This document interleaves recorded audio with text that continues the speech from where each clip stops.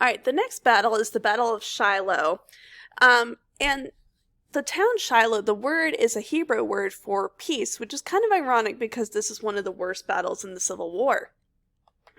The Battle of Shiloh, or Pittsburgh Landing as it's sometimes known as, was a surprise attack. Confederate troops were being led by P.G.T. Beauregard, the same guy who first opened fire on Fort Sumter, attacked 40,000 Union troops led by Ulysses S. Grant near Corinth, Mississippi. Now, Ulysses S. Grant is not in charge of the Union Army yet. He's just a general. He won't be in charge for quite a while longer.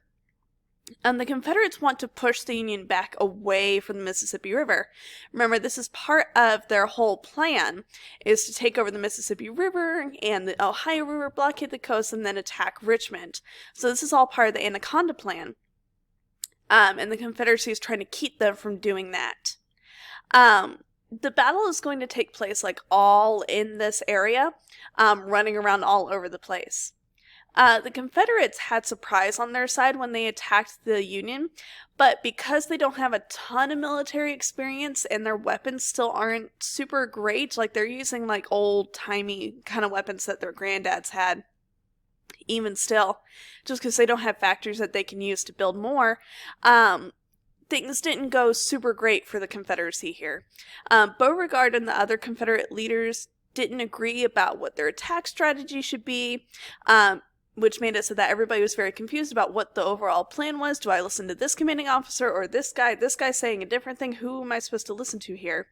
And when one of the Confederate generals was killed in this battle, it just made things even worse for them. However, the Confederates continued to gain ground and captured over 2,400 Union soldiers in a portion of the battleground that was known as the Hornet's Nest. It was this area in the middle of a dirt road where it kind of sunk down kind of low in between some hills, and so they were kind of blocked on all sides and were kind of penned in.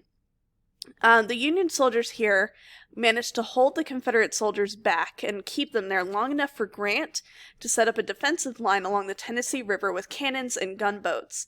And when they just couldn't hold them back anymore, they knew they could run to the Tennessee River, and it would be kind of an ambush for the Confederates when they came busting out of the trees in front of all these gunboats. By the end of the day, the Confederates had managed to push the Union forces back, but just not out into the swamps where they wanted to put them. Beauregard believed that he had Grant right where he wanted him, and he celebrated what he called a complete Confederate victory. So even though they hadn't quite pushed them back into the swamps, they figured like, oh, like we got them on the ropes, we don't have to keep fighting them, like we'll get them tomorrow morning. But at 4 a.m., Grant got reinforcements. Beauregard ordered his men to attack the Union Army and drive them off into the river, but because his men were low on supplies and morale, they were forced to retreat.